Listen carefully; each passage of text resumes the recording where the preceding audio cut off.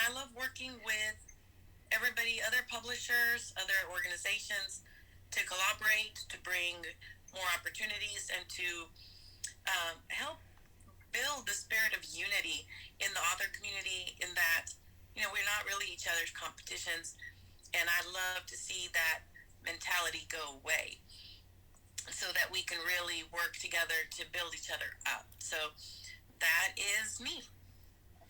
All right, so right off the bat, both Fern and Sharon said something that kind of relate to each other.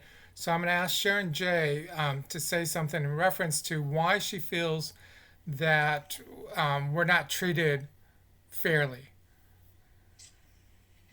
So, repeat the question again, Alan. You brought up the fact that we're not treated well or fairly, and I want to know why you feel that. I feel that way because I've observed beginning writers. When I say being care and compassionate, that probably comes from my educational background as a teacher. We always embrace, well, we are taught to embrace our students and nurture and mentor them to success. And I think because there's this instant, how can I say it? You get instant cool points when you tell someone that you're writing a book. It gives you a false sense of security. And so not only is that detrimental to a beginning writer or a beginning author, it's also detrimental in the industry, because if we don't put on that caring, considered hat somewhere along the way, then that crown just keeps getting, our head keeps getting bigger and bigger, even though the crown keeps getting smaller and smaller. So I believe in collaborations. I believe in building bridges. I believe in diversifying your portfolio. When I say that, I mean I believe in us finding a way to work together to make this industry better, not just for me and mine, but for collectively as a unit. Okay, now Fern and I have talked about this many times about collaboration between organizations. So I'm going to ask William, um, with the organization that you're doing, do you see the need for collaboration with other organizations, or what are you seeing in Oklahoma?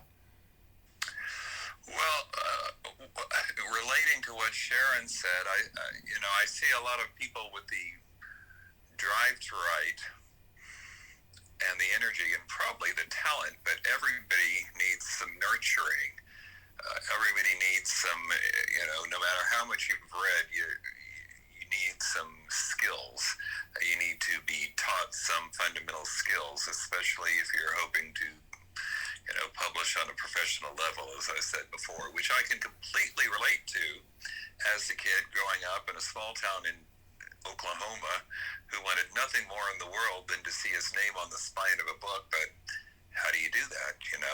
There's nobody around where I lived who had published a book or knew anything about how to get published. So it was a slow learning curve till I finally, like I said, published that first book in 1991. And so anything I can do now to grease the wheels a little bit, to me, it's not so much working with organizations, although other people do very well, but to me, it's finding those writers with the promise and the desire and just need a little direction and mentoring so that they can get where they want to go. So Sharon W., you're in Chicago and you've been in publishing and stuff. Do you see the same things, or are you seeing it differently? Uh, I do, and I'm actually in Milwaukee now. I spent most of my career in Chicago, and Milwaukee is much smaller, and Chicago has a vibrant support network for authors and publishers that is very intertwined, and it includes everything from the journalist community to authors to small presses to larger presses, textbook publishers, uh, uh, university presses. So it's Chicago is a different world, and there is a lot of overlap, and people kind of move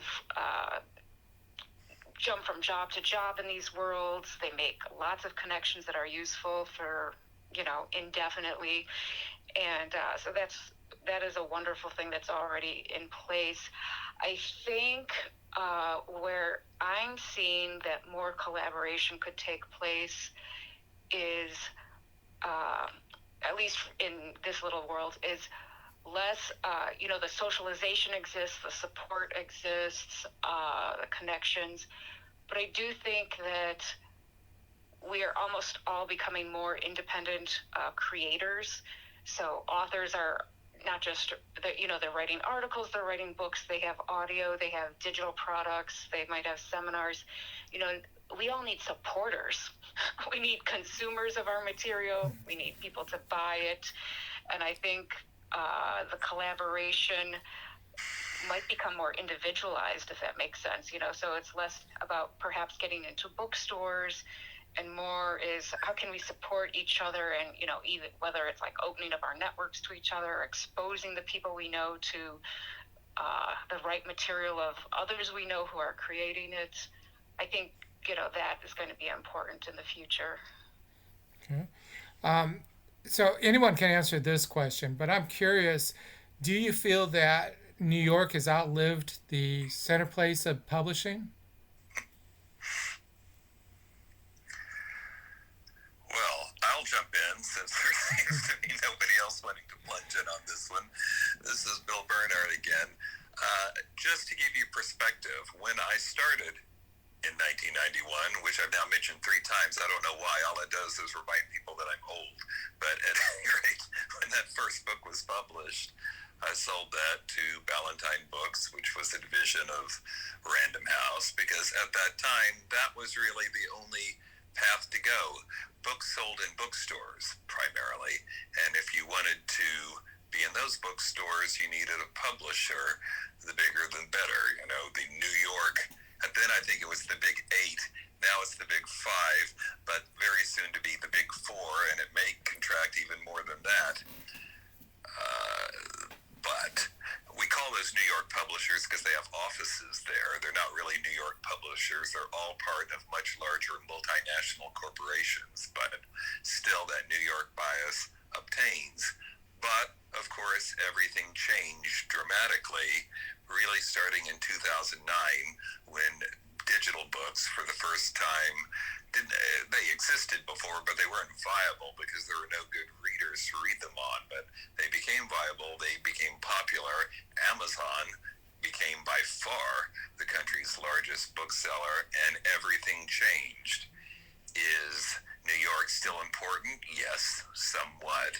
But is that the only way to go, only way to get published and tell stories and find an audience? Absolutely not. I know a lot of people who, by choice, have turned down contracts and gone a different way, gone with some of the smaller presses or regional presses like some of the people on this call are talking about, or just doing it themselves, focusing on going direct to the consumers, using people like Sharon Jenkins, who are so good at marketing and successfully reaching readers without New York. Okay. Fern, since you're a small press, I'm going to ask you to step in on this question and give me some feedback. Well, I totally agree with Bill that New York still has a place, but I see that place as shrinking. Mostly, because the way that the big publishers do the business is very impersonal. I had this conversation with one of my authors who was very concerned about what her cover was going to look like, and she was concerned that we were going to just stick her with a cover that she didn't like, and I explained our collaborative process with our designer and how it would look. And I think that for today's author, that kind of collaboration, that kind of for the ones who don't necessarily want to do it themselves, who maybe don't want to be entrepreneurs, a smaller press that's more personal, that is going to give them more control, but at the same time, the support that they need is going to have a bigger say. And the fact that Amazon, and online sale channels, You started your own bookstore online, Alan, and there are other places that people can go to find books online. And so I feel like the online environment and people being able to create content for themselves, to build audience for themselves, is definitely going to shrink the importance of New York. And, I don't know if they're necessarily obsolete at this point, but they're going to be at some point because there's just too many different options, and the diversity in the market of what you can do is pretty high. Alan? Yes, Sharon. Jay. LaShonda's down in the I see her. in the audience. Let's bring her up.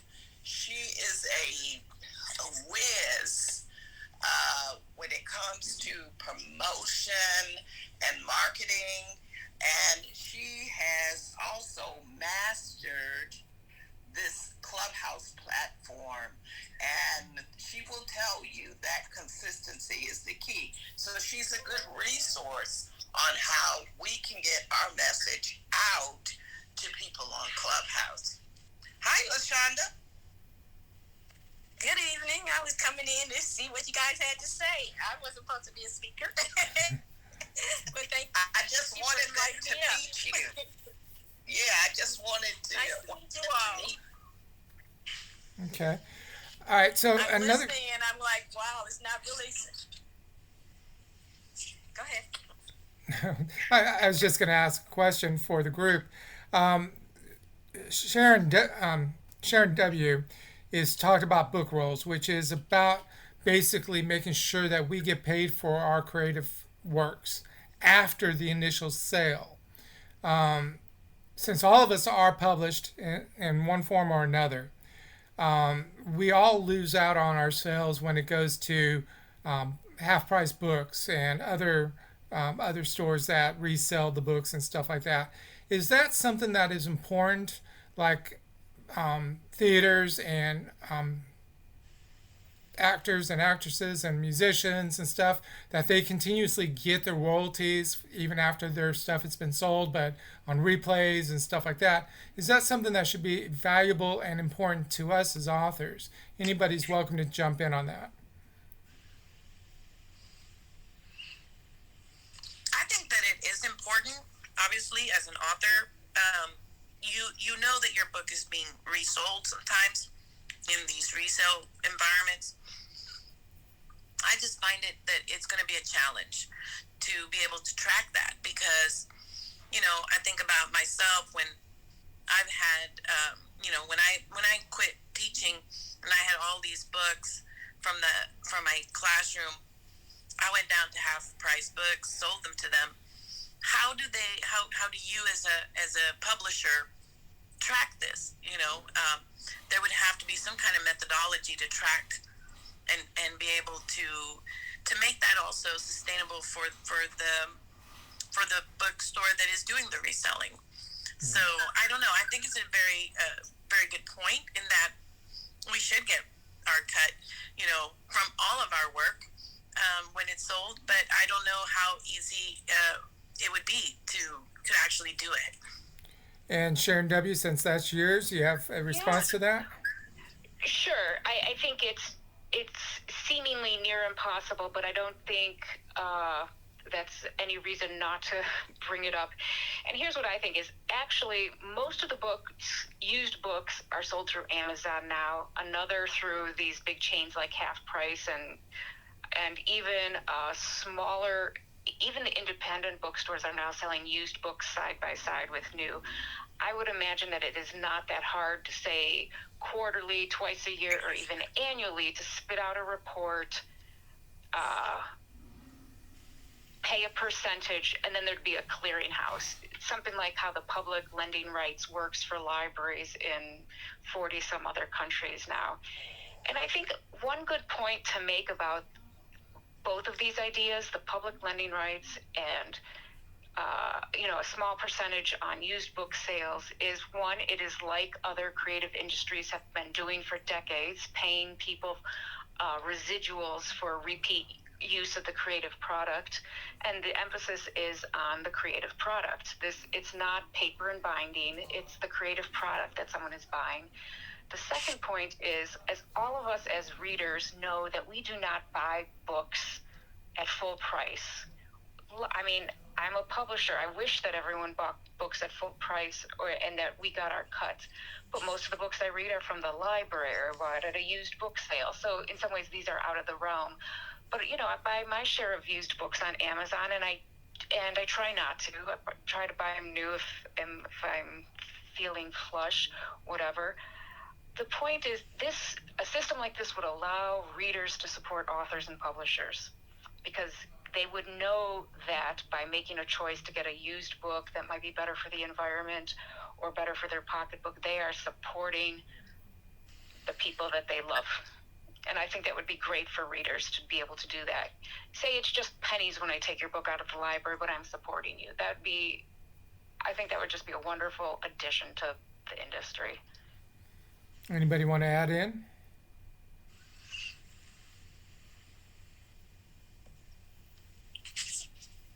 Okay, so let me ask this question then. Realizing that, yes, it would be nice to have the royalties paid back to the authors for lending in libraries or resales of secondhand books and stuff. Recently, COVID, the writing industry itself has been locked out of a lot of financial help from SBAs, from community organizations, community cities are more inclined to support artists and musicians than they are authors, and yet we still are that creative energy that needs that support. So, out of curiosity, would it be better to try to approach the bookstores, the secondhand bookstores, and say, look, why don't you donate 10 cents of every book to a gold pot that can be used for emergency type situations, whether it be medical or pandemics or whatever. Any thoughts on that? Yeah, I mean, that would be interesting. I believe that blues musicians have something like that. Kind of an emergency medical fund, or whatever crises might arise as they age. But they never had a traditional job that paid into like a pension system.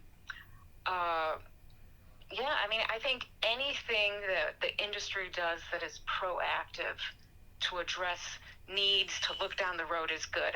The way I see it, and is my entire career just sort of being sort of in, sort of on the outside, is that everything is reactive. We're reacting to Amazon, we're reacting. And I think that the Authors Guild is a bit like that. For all the good they do, is they are just constantly responding to other things rather than setting the agenda and going after some hard things. And maybe that's the nature of it. It's easy more as an entrepreneur to say, hey, let's be proactive. It's not necessarily what happens at a larger systemic level. But okay. William or Sharon J., any comments? Sounds like a lovely idea to me. I don't know how you're going to make that happen, but it could be done. I don't have any problem with libraries. Libraries perform a very valuable community service. I grew up in a library. I wouldn't be here talking on this phone call if it hadn't been for the Midwest City Community Library. But secondhand bookstores, that's a different deal. That's people who really are selling our work for profit. Somebody mentioned blues musicians are also, for instance, in the state of California, if we sell an artist like a painter's work, the original artist is going to get a piece of that. And I don't see why that couldn't be the rule for authors as well. We have spent too long, working for large corporations that gave us the tiniest share of the profits. And one of the things I like about the new world of publishing is that it gives authors more opportunities and more ability to participate in the profit sharing for the work that, this industry wouldn't exist but for writers. So why are we so typically the least well treated? Sharon J.? Yeah, and I'm sitting up here thinking, earlier, I believe it was Fern or Sharon that was talking about collaboration and cross promotion. And then you took it to another level, Alan, when you were talking about royalties after the fact, during, and half price bookstores and all that wonderful kind of stuff. But we can model that type of energy if we could collaborate or come together to make something like that happen. And I'm wondering, are we, how can I say this? Are we at a stage in the industry where we could make that happen? Personally, I think the time is now for collaboration, for building these entities that will pour into the lives of authors in the years to come. I believe that we are now there. The pandemic has done something great for ebook readers. I mean, more people are reading books because they didn't have the ability to do much else but read books. So I believe that if we start looking at things through a collective lens versus that independent author lens, so that we can build entities that would better serve authors, I think that we would reap a huge value. I'm thinking about Jeff and Amazon and how ebooks were just a figment of somebody's imagination. And now, look at the industry is constantly growing, even when the industry experts were saying, no, it's a come today, here today, gone tomorrow concept. And it's still growing. So I believe that if we could collectively come together, that we would have a lot of power to create things that would be beneficial to all authors. Okay, so I don't know. I'm going to step out on the limb here. As it was mentioned, I created our own bookstore, B4R.store, which pays authors up to 80% of their sales, which no other bookstore does. But I'm going to step it up one more notch. And as of April 1st, I'm going to start taking 10% or 10 cents out of every book that's sold on our bookstore and put it aside for a fund. And when an organization is created that is a nonprofit to oversee this, we'll make the first deposit into that. So Sharon W., since you're kind of leading that organization at that point, I'm not saying you have to do it, but I'm going to kind of hint for you. So that way, I think it will help the industry to see that there is a bookstore already stepping up doing this, even with new books. And I think that may add, hopefully, not only credibility to the movement, but also to inspire the others to say, you know what, they can do it, we can do it type thing. Even though it might be small pennies for some, it might be multi-dollars for the others and stuff. Yeah, I think that's very realistic. And actually, I will, if anyone wants to contact me and be part of an organization that doesn't yet exist but could, I'm here for it. Okay. So I've been moderating this from the start off, but I'm going to open it up. Does anybody have a comment or something they'd like to say about the future of publishing? I just want to say that I agree with Sharon J., who was talking about like the moment is now for collaboration. Because I even have sensed it even in our community here in Houston, with the way that different organizations have begun to reach out to each other with the Guild, with Authorology, with Through the Eyes of Author. We've reached out, recently had conversations with WIVLA. And I think that everybody feels the need to collaborate, to find readership for our authors, to help the industry grow. And so I think that yes, we should tap into that energy that is happening now, and even with you, Alan, we recently talked about the book box program and such. So I think we're beginning to see the importance of collaborating, that we are not in competition with each other, but that we can grow together and bring more readership to all of us. So I'm very excited about this moment in time. That the pandemic has definitely hurt, but it has also opened up new venues. And I was thinking about, not just the ebooks. The ebooks are growing, but audiobooks are having their moment as well. I mean, a lot of people are enjoying audiobooks. And so I think that we have a lot of venues for bringing the written word to readers that we didn't have before, and that technology is allowing us to take control of our own industry versus being told how it was going to be by gatekeepers, which I think that the New York publishers kind of served as. Anybody else? I wanted to talk about the author getting compensated later on, with used books. I was just thinking, this is just an idea, but I was thinking most of the books have barcodes on them. Maybe they can update the barcodes where it can show you how many people have purchased that book. If one person bought it originally and then it's resold, at a store, because I don't know how you document that you're selling books, a used book, but I think that would be a cool way to do it, using the barcodes. Maybe somebody come up with a system to update the barcodes where it shows how many times it's been sold. Yeah, that would be Even interesting. if it's like 5 cents. It would be interesting to see how to do that so that the ISBN numbers are remaining the same for the initial title, but are altered slightly to show that a particular book. That would be interesting. I know high price books uses the ISBN barcodes, for selling their books and stuff like that. So as a reseller, they can easily spit out a report and saying, well, this title we sold X number of resales and stuff. But as far as an individual book being resold multiple times, that would be interesting to see. Bill, it sounds like you have something to add. Really?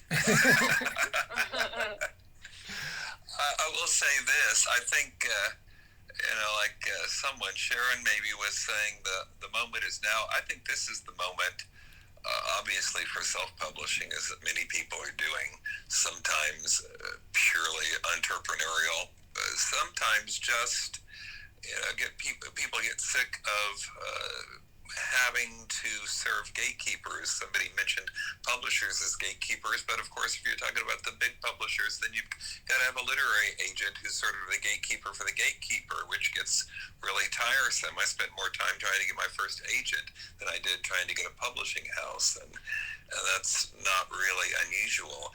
I think this is also the time for small presses, like at least a couple people on this program are running, or regional presses or university presses, because of course Amazon and the other online booksellers are the great equalizer. You're not fighting for the limited shelf space at Barnes and Noble or whatever. Anybody can get in there. Now, being listed, of course, doesn't guarantee anybody's going to buy your book. You've still got to do the hard work of marketing and publicity and generating interest, but it makes other presses much more viable. I initiated a press with my kids during the lockdown. It's Babylon Books, and it's doing just wonderfully well. We're looking for both fiction and nonfiction, a lot of fiction with series characters and things that can build readership over time, and have had no problem at all. I shouldn't put it that way, but the point I'm trying to make is that it's a sandbox anybody can play in now, and it didn't used to be, and I think that's wonderful. I have to agree with that. I can say for one thing that COVID has opened up a lot of authors' eyes to seeing how they were doing with their marketing, because all their outside marketing plans were crushed. And so if you were a person that's all you did, you had to pivot to something new. And those who pivoted and changed, they sold tons of books in 2020. And those who didn't, you saw them on the sideline complaining about that they missed this, they missed that, but they weren't selling books. And the reason they weren't selling books is because they weren't on social media, they weren't doing anything virtually, they just sitting in their homes. And so I think that if you're going to seize the day, that you have to learn how to market yourself. And that brings up a good question, and I appreciate you saying that. From our perspective, helping with authors now for 10 years with marketing aspect, it's that old cliche where you can lead a horse to water, but you can't make them drink. Yet we need to force authors somehow, some way, especially those that are self-published or with small presses, to learn how to market. What do you think we may be missing or need to do to change that concept so that they get, as soon as they write a book, they need to be out there marketing it? I've been trying to figure that one out for 20 years. And it's like you said, you can lead them, but they won't drink. And I've been trying to lead my clients to virtual for years because that's all. I'm an online girl, and they refuse to do it. They refuse. And those who followed me had no problems in 2020, but those who didn't called me crying, all upset because they're getting that $2 royalty check. So I don't know if you get an answer, please send it. Well, I have an idea. This is Sharon J. I have an idea. I think we forget that people bent over backwards to meet the requirements to be a part of those larger publishing houses in New York. I mean, we don't give people credit because if there's only one, well, not only one way, but if there's a trusted and tried and proven way, people are going to come on board, some later than the others, but people are going to come on board.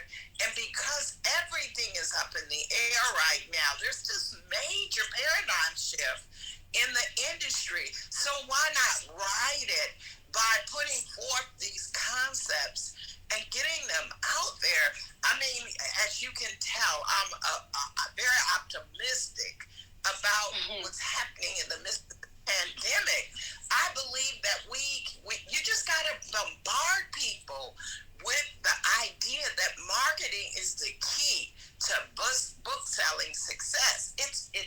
You're right. You can't make them drink, but if that's the only way that they're going to see the success that they want, they're going to do it. They're going to do it. They may not do it immediately, but they are going to do it. And the other thing I wanted to say, Bill sent me an email about what's happening on TikTok, and these young folk, I'm talking about Generation Z.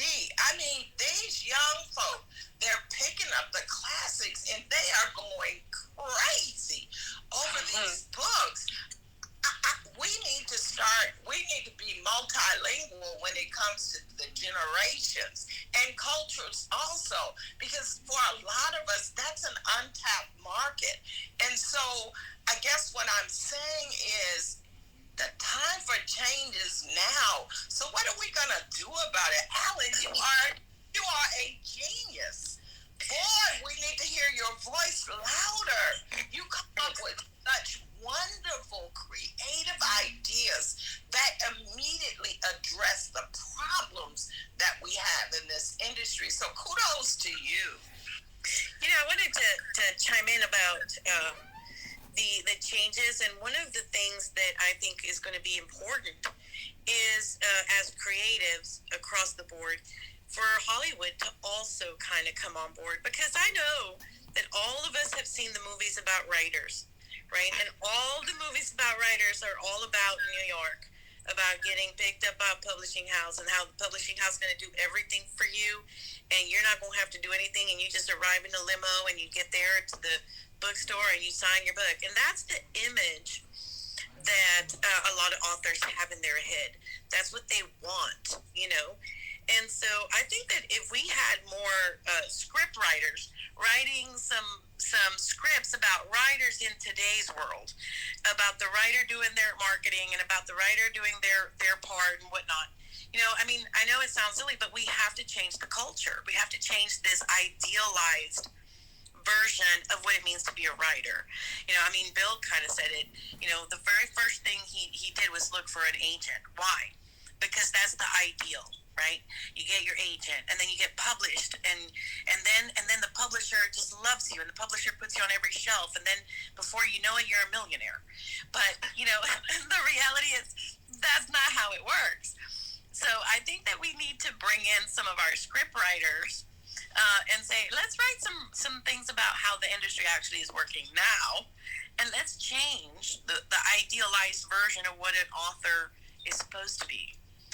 Because you got to change the culture, you got to change that image to an active author that is actually working, to get their following and to get their book out there, and working with the small presses that are working to get their book out there and such. So, yeah, I think that's an important part as well.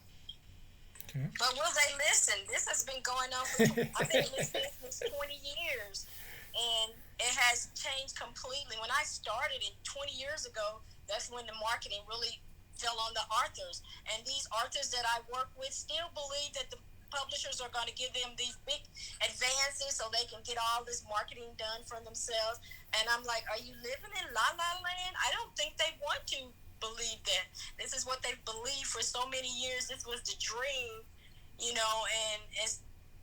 how dare we say it's not real? Yeah, it's definitely one of those things. Like Bill and myself, I thought of a big publisher would give me what I needed and all that stuff as well. Because of that Hollywood image that was put out there about writers, and stuff. And that is where we need to shift those writers' concepts and stuff. Even with the MFA programs, they're still pushing that you should be published with a big house to be somebody. And if you're not, you're nobody. So those type of things need to be switched on a lot of levels, and it's just figuring out that one little thing that puts that light bulb on in people's head to make it happen. Well, I know it can start with the organizations, the writing organizations, because I belong to a couple of them, and I know with RWA, when I was in RWA in 2000,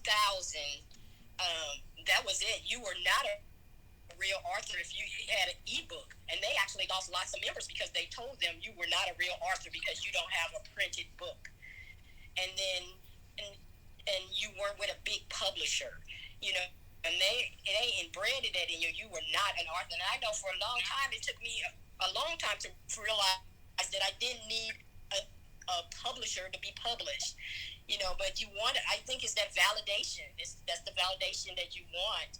You want that big publisher to say, yes, I want your book. Because I actually got accepted by a small press, and I was all excited about it. But when I started listening to what they were going to do and what I had to do, I was like, well, I might as well publish it myself. What the heck? And I have to just chime in there with LaShondra. I agree. There's a lot of organizations, big name organizations, that say that you're not a legitimate author and you can't be part of their organization until you've sold X number of books or been in approved publishing methodologies or venues, and that's just, I think that those are the paradigm shifts we need. We need organizations to rise up and say, you know what, the world has changed, and you can be an entrepreneur and you are an author. If you're working, you're a working author. And I agree, because I've seen that even as a sci-fi writer. I mean, there's organizations that I am not able to be in because I'm not published by an approved publisher, or I haven't sold enough books or whatever. And that stuff needs to go away. We need to make that switch. And so with that, I'm going to do a quick little plug here. On our bookstore website, the letter B, number 4, letter R, .store, there is a sticker that I will be more than glad to send to any of you, and it's called I Am the Revolution, Author's Revolution, which is something I've been working on for a while now, which is to get people to realize this is the change. This is the time for us to step up and change the way things are done and stuff. So if anybody sees it on the website and want one, just email me. The email's on the website, and I'll be glad to send you one for free. Alan, this is Sharon J. I would encourage each of us to go and like everybody who is in this group, and also follow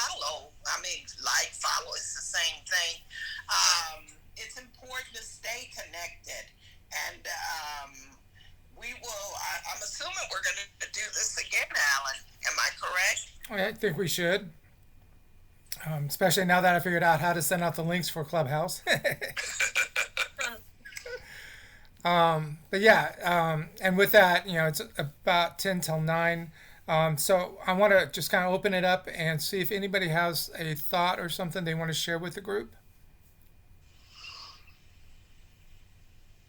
I just want to say thank you for bringing me up to this stage. It was a pleasure meeting all of you, and this was a great conversation.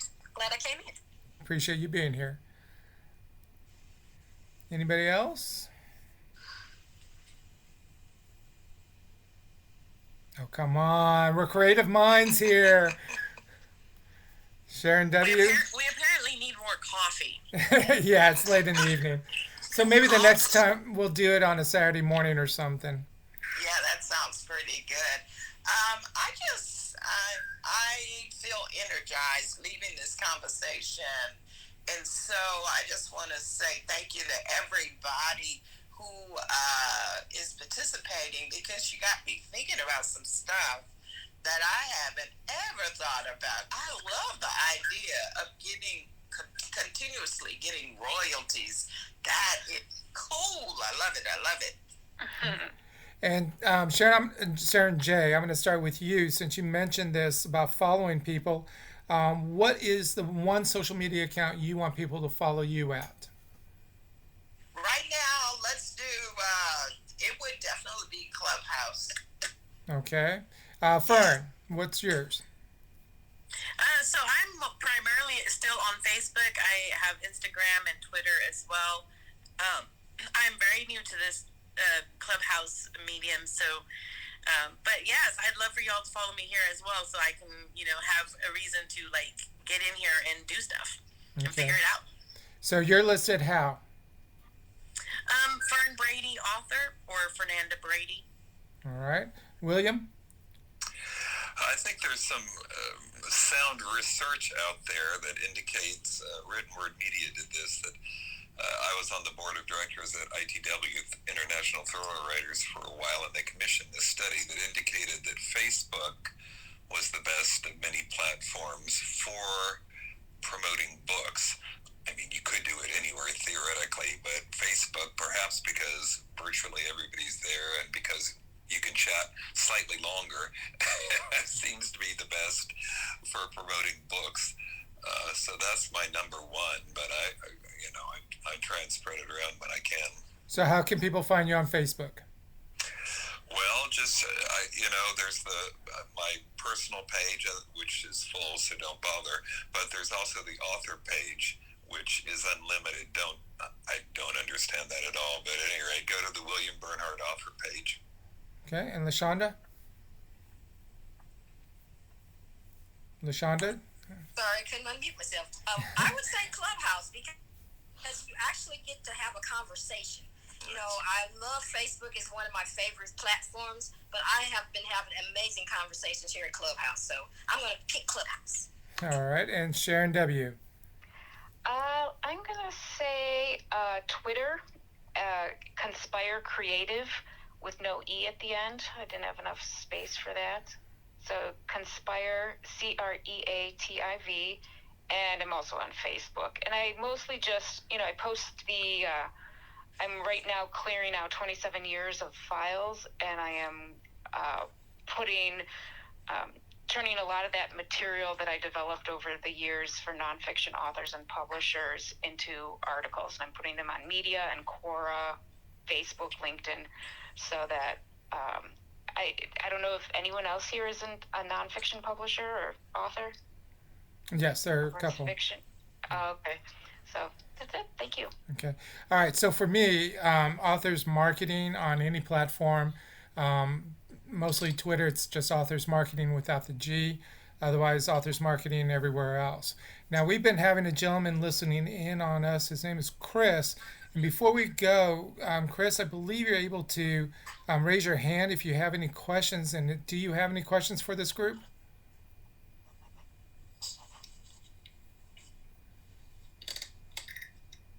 Okay, I'm not seeing anything.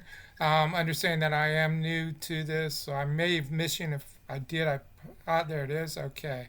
So, Chris, what's your question? Hi, I just wanted to say thank you. I just listened in. I didn't have any question. It was just a topic that was interesting me. So I was just listening into your thoughts. I'm in Germany, so it's terribly late here. So I just said this while I was brushing my teeth. Everything discussion. Well, we appreciate you being with us, and we hope you'll join us for other conversations. With that, it is about 9 o'clock. I am going to wrap this up. I want to thank everybody for being a part of this, and we will schedule another one maybe towards the end, middle to end of April. I'm trying to take 2 weeks off where I do nothing. Ha ha ha. So trying to get that scheduled is also the challenge. But anyways, I'll let you all know when we get something scheduled and go from there. Thank you all for being part of this. I appreciate it. Thank you so much for having us. Thank you. Thank you, Alan. You're all welcome. Bye.